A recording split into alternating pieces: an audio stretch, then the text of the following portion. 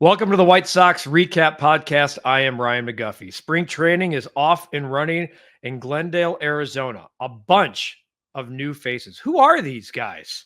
We're seeing new faces every single day and some familiar ones, from Luis Robert Jr. to Andrew Vaughn to Andrew Benintendi. We even have some new faces that are old faces like Joey Gallo. So what does it all mean? What are impressions of Will Venable's first spring training as a manager? And as a manager of the Chicago White Sox, coming off of a 41 and 121 season, we're going to put all of it in a blender and spit out our early impressions as Brian Anderson joins me on this edition of the White Sox Recap Podcast. And it starts right now.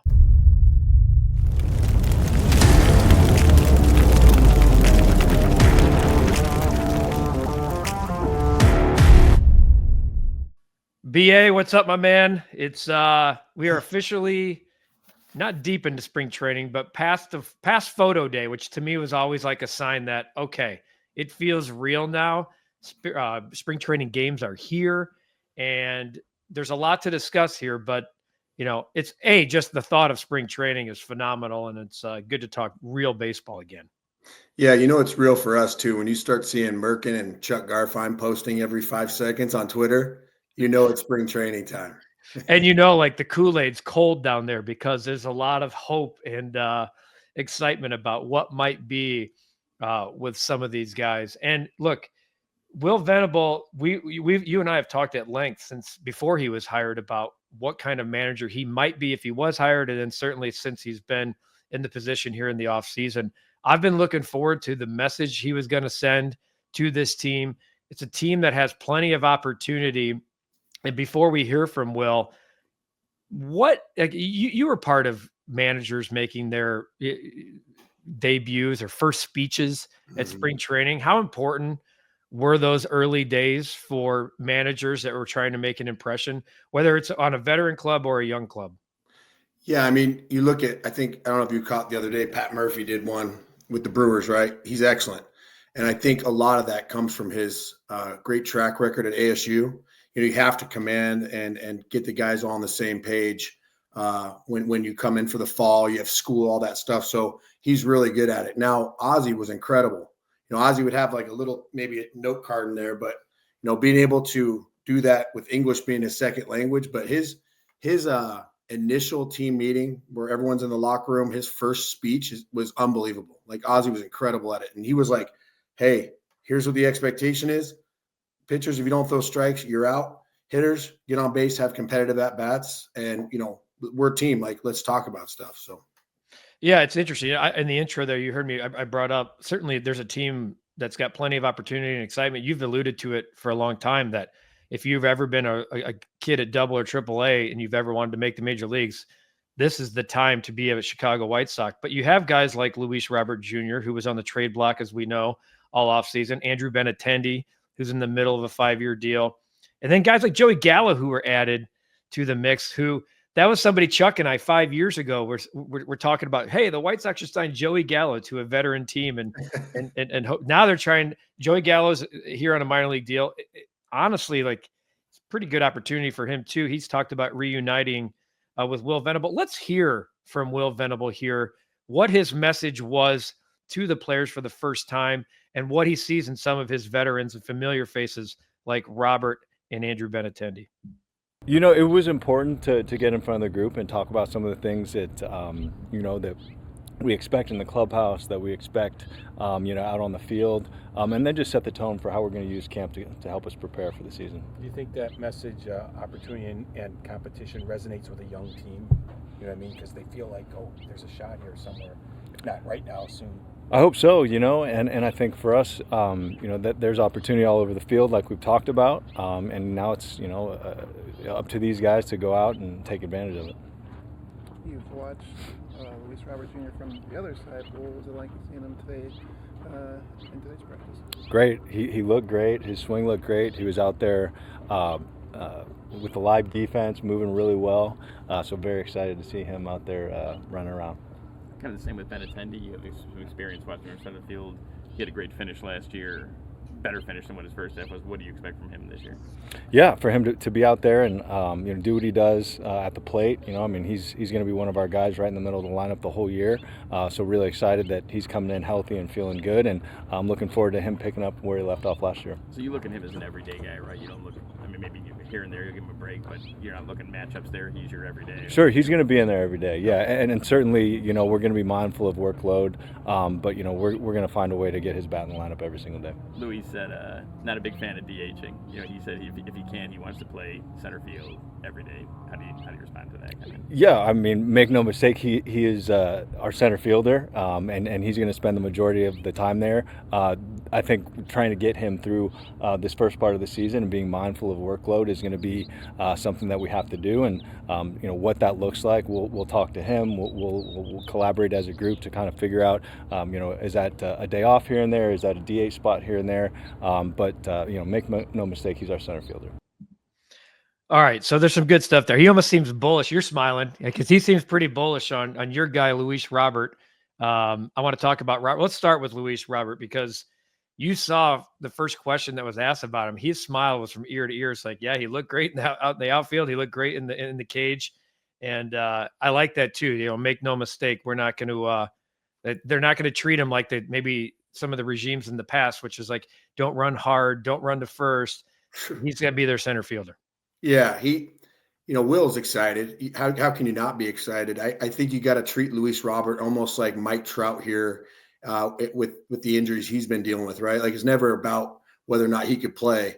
Luis Robert, healthy, MVP candidate, 150 games on the field. Like, the guy's a freak. Even when he hits 230, 240, he has the ability to run into a ball. He's an exciting player. So for him, it's never about whether or not he can go play center field. It's like, how do we keep him healthy for 150 games? Interesting comp right there. I didn't think about the Mike Trout situation. We just saw that Mike Trout's moving to right field, so he could take some of the pressure off. Like, as a former center fielder, I'm asking you this here: what is the strain and wear and tear in center field that differs from a corner outfield position for a guy like Luis Robert, especially in a cold environment? Yeah, the weather will come into play. Him and I are both from areas in the world that are very hot, and there is an adjustment period there. But again, he's expected to cover a lot of ground. He's a great athlete. That's what kept me around in the big leagues for a long time, is I could go get it. There's an expectation there. Will they DH him every once in a while or give him a day? Sure, but he's got to play 6 out of every 7 games in center field for the White Sox to have an opportunity to do some special things this year.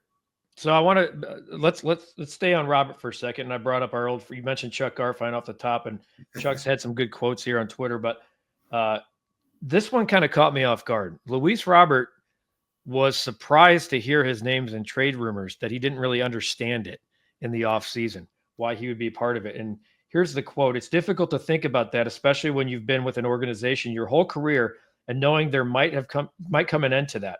At the same time, you have to know this is a business. There's not much you can do about it.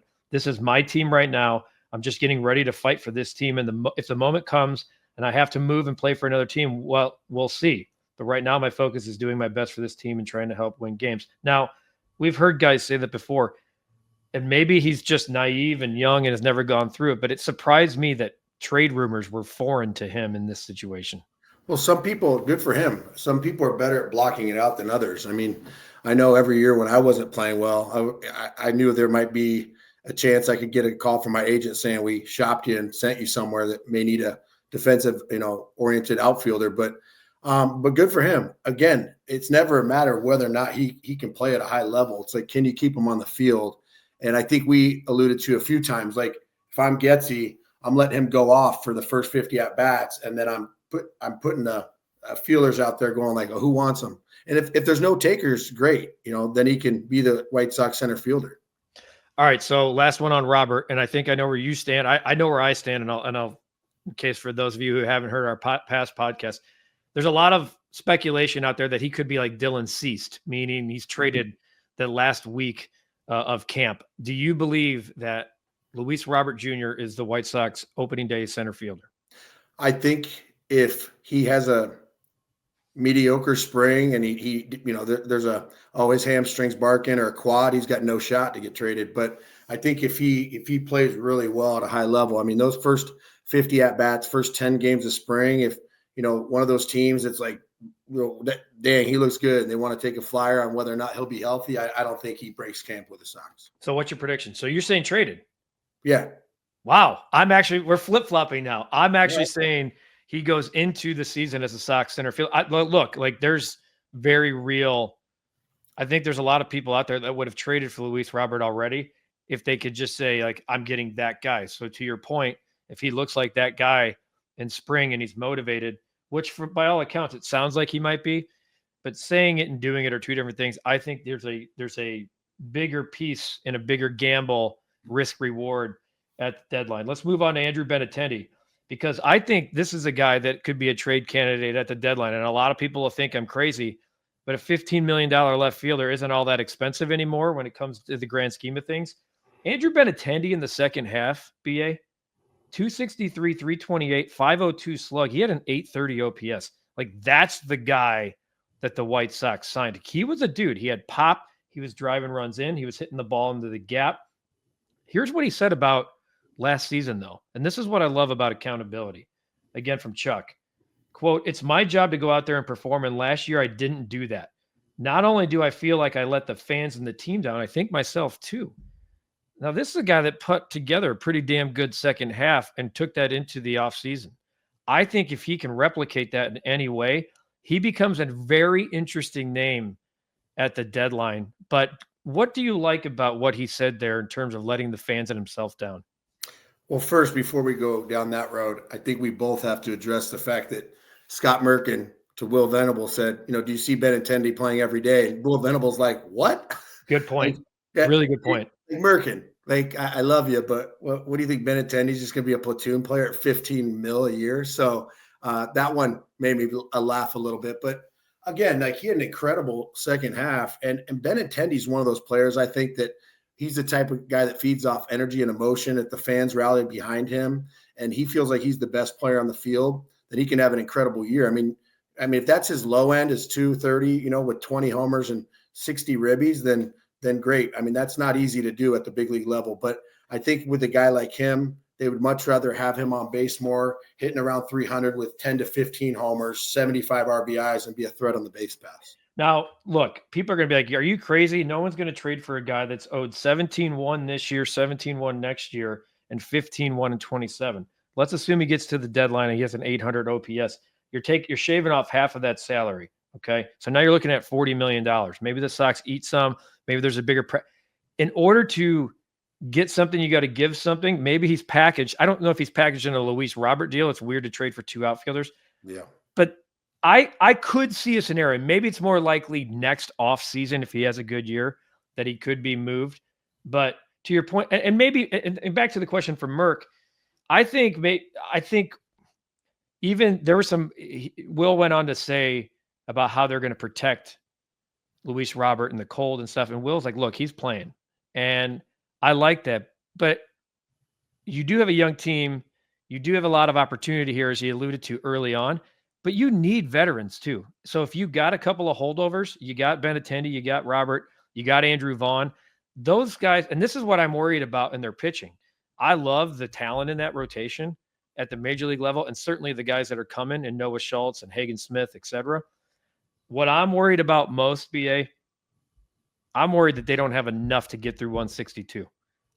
There's not a lot of major league innings there that can learn at the major league level with a bullpen that doesn't have any experience. You have no idea who's pitching the 7th, 8th, and 9th.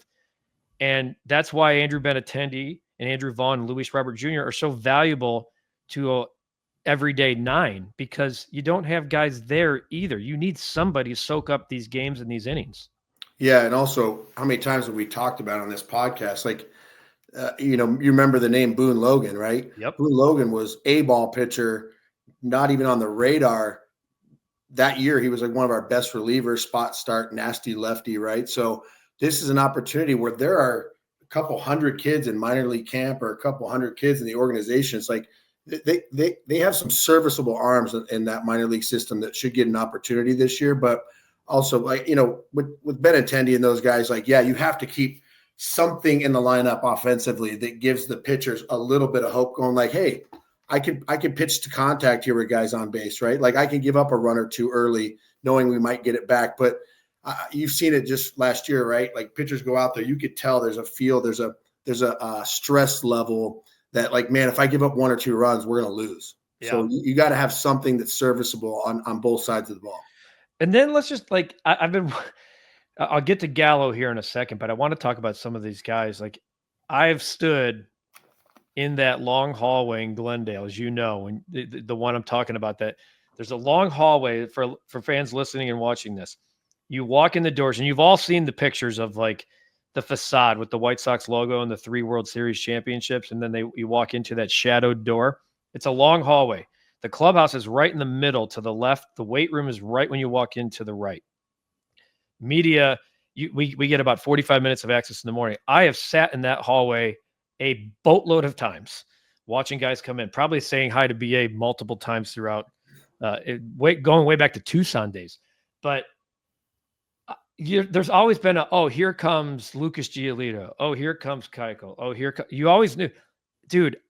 The White Sox keep putting guys. They keep taking snapshots of the guys walking in, and they've been having to actually include their names. Yeah, because first and last. First and last, because it's a who's who of who are these guys, and that's the part of it. That's the part that's great. You've been talking about opportunity for a couple weeks on the podcast. That's what's great about young guys right now. Like there's not just opportunity, there's real chances to be a part of an everyday mix. It's just strange though. It's just strange that there are dudes walking in that building that you have to be like, okay, wait, here's who he is. Where is he? Where was he? Where did he come from? I'm not talking about the veterans. I'm not talking about the Gallos. I'm not talking about even the Josh Rojas's of the world. I'm talking about every day you walk through. We just said, we don't know who's pitching the 7th, 8th, and 9th. And I guarantee you there are going to be multiple names early on and throughout the season that we're going to be like, where did this guy come from? You talked about Boone Logan. There's going to be a lot of Boone Logans on the team this year. Yeah, and the Tim Elkos too. I mean, I keep reverting back to him because I was fortunate enough to see him play in college. And I'm going like, God, this guy's like big country strong. But if I'm Tim Elko, my goal is to break camp with the White Sox. Now, I don't think he should be discouraged because going to Charlotte, he'll do great there. But if I'm Tim Elko, I'm going, hey, coach, man, Will, skipper, whatever. I plan on making this team. Now I'm going to show you why. But I mean, those are the type of guys you got to be fired up about getting a big league opportunity this year. That's why I'm really keeping an eye on Andrew Vaughn, and I love the dude. I'm a big Andrew Vaughn. We always call each other. Ozzie said that we were brothers from another mother, and he took a picture with us years ago. Oh, my spot. Yeah, exactly. No, you and I act like we could be brothers from the same mother, but Vaughnie, not so much. But look, you talked about like Elko and opportunity. I don't know how much more runway there is for a guy like Andrew Vaughn. So if he struggles and Elko's not down there like crushing, right? We know the country strong you just talked about. I don't know. Like this seems like a year where you're going to just go, you know what? Let's bring this guy up. Like, let's give him a shot. We know what we got from X, Y, and Z. It's time to figure out who the guys behind him are. Yeah, nobody's safe on that roster. I mean, Benintendi will be the first one to tell you too. Like you go in there and you go 2 for 50. I mean, that raises a huge red flag. And all of a sudden fans are booing you when you go out to the outfield. It's not a fun feeling. I've been there. So, but yeah, I mean, like Andrew Vaughn, but what we talk about the negative side, right? Which that's what we do on stuff, good and bad. But he's the type of guy too. If he gets hot and it clicks, if he could hit 300 with 30 homers, he's that good. I mean, the guy was an incredible college player. He didn't forget how to hit, and he's really strong, man. So you start getting guys like him, Luis Robert, maybe an Elko, Gallo starts going off, Benintendi hits 20, right? There's some really serviceable things going on the offensive side. Yeah, and I think that could really bleed over for a bunch of guys like Colson Montgomery, who I think at this point is a favorite to break camp until we start seeing him actually in the everyday, which games are starting now. Colson's going to be a guy that could get gets immediate benefits of veterans like Benintendi and Gallo and Luis Robert. Speaking of Gallo, he said he signed with the White Sox, quote, looking for a good opportunity, and this feels like a great fit for me. They were interested. I'm extremely happy to be here. Hopefully I'll make the team. In talking with Will, hopefully I can be a guy who can bounce around the field for these guys, fill an outfield hole or first base, wherever they need me to be. Just provide extra value. That's what I'm looking to do wherever the team needs. He talked about Will Venable. He knew when he played with him that he was going to manage one day. He's always been one of those guys respected throughout baseball and the clubhouse. So I guess, and look, this is a career, 191 hitter, but he's a former 40 homer, all-star gold glove type right fielder. We saw how he was treated in New York. Okay. There are guys who can't play in New York and don't want to. I think Benintendi has the Yankees on his no trade clause, if I'm not mistaken. He played there. There are guys who don't want a part of it. Maybe, and that's why Chuck and I a couple of years ago were saying like Gallo could make sense here. Maybe at this point in his career, this is where he just needs to be. And look, don't get excited about Joey Gallo. If he makes the team and succeeds, he's probably flipped at the deadline. But what you're able to get out of him and what some of these young guys can get from him, a guy who's been at the highest of highs and at the lowest of lows, and what they can grab from a guy who's had 40 homers, a gold glove type, or gold gloves, not just gold glove type. For him to say that kind of stuff, I think we're already seeing the impact that Will Venable could have on the White Sox. If people in baseball are saying this guy matters and I knew it when I played with him, and there's proof of concept on the field in 2025, and folks, I'm not saying they're going to win 80 games. I'm just saying the style of play and the likability of wanting to be here, that could go a long way. Yeah, I mean, the White Sox are familiar. There's a guy named Adam Dunn that was a part of the organization where, he might strike out 4 times in a game, might strike out 5, but he might hit 3 homers. So I think, again, he's an exciting player to watch. I would much rather have a guy like him in there coming off the bench going like, all right, we're down by 3. There's 2 runners on, he's coming up to pinch hit. That's the type of guy that gets fans excited. So I love having him as an option. And again, if he hits, 250 and hits 5-6 homers in spring and break camp, like this is the best organization, the best chance to break camp if you're a position player or a pitcher, right? Like there is no one that's like a guaranteed, like you're in no matter what, other than Luis Robert if he's healthy and Benintendi. And I love, is a couple more here before we wrap things up here on the White Sox Recap podcast. Even like there's no certainty at catcher. Corey Lee obviously kind of took that job and ran with it last year, but they are really stressing framing like big time. And I'm not talking about like, hey, we signed Yasmani Grandal because he's a good framer. That was a horrific signing. They did not do the background on him. They brought in Omar Narvaez, former White Sox, who's had a great career, worked with Walter McKinven in Milwaukee, so knows what they're looking for there. I don't know if he makes a team, but the competition in camp, whether you're Omar Narvaez fighting for like your career at this point, or Kyle Teal, who's the hot prospect that everyone wants to see, I love that everyone's on the same playing surface here. I love that Omar Narvaez, your 8 to 10 years in the big leagues, is respected and valued, but this is every man for himself. Here's what we're looking for, and every day is a competition. I think that's going to make for a much more successful camp. When you see Will Venable squatting down in between first and second base, watching guys make the turn and barking at him that he doesn't like how they're going first to third, that's the stuff that I've been saying all offseason. They're going to lose 4-2, but they're going to lose that's going to be a good baseball game. Losing 4-2 because you kick the ball around the outfield, you miss the cutoff guy. I can't live with that. I can live with giving up a game-winning homer in the 9th if you played clean baseball throughout. And if that's what we see and it equals 60 and 102, I can live with that, BA. Yeah, 60 and 102. We'd be fired up on here. Jacked up. 19-game improvement. I always go back to this. I think, there's a lot of prospects in the catching position, shortstop, but I think about those 2 positions and those exclusively those 2 positions. And I go, okay, yes, all bets are off. Whoever has the best chance to break camp, they're playing well, I get it. But those 2 positions, it's basically going to be whoever's the most reliable on defense will probably be eating up the most of those innings at that position. Yep. And to Montgomery's point, if he's swinging all that stuff, but if he's kicking it around at shortstop, he's got no shot. Like you got to have, no matter what at the major league level, your catcher and your shortstop has to be so good in the pocket. You can't be turning in your head going like, you better be hitting 350 with 40 homers if you're going to be like, well, we got to get him out of there in the 7th, so. Yeah, well said, because I think in the past that has not been the case. And certainly the last 10 to 15 years, it's just been like, well, he's highly regarded and we love him, and it'll just get better at the big league level. And you're right. It doesn't just equate to Chicago if you're booting the ball around in spring. All right. Games have started. Games are starting. What two-part question. What's the toughest part of spring training when games start for a player? And what are you looking forward to most from this particular? Are you looking for something in particular from this White Sox group, whether it's pitching, the style of play, certain guys that you're keeping an eye on?